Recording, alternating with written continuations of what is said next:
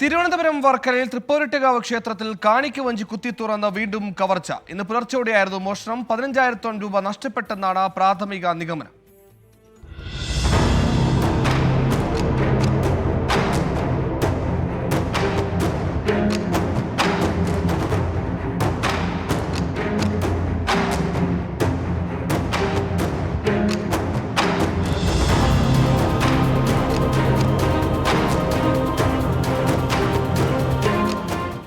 ഇന്ന് പുലർച്ചെ 1 മണിയോടെയാണ് മോഷണം നടന്നത്.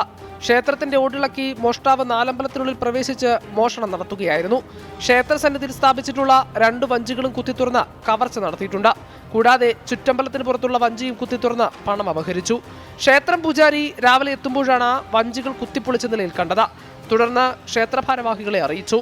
വിവരം അറിഞ്ഞെത്തിയ അയിരൂർ പോലീസ് CCTV ദൃശ്യങ്ങൾ പരിശോധിച്ചു.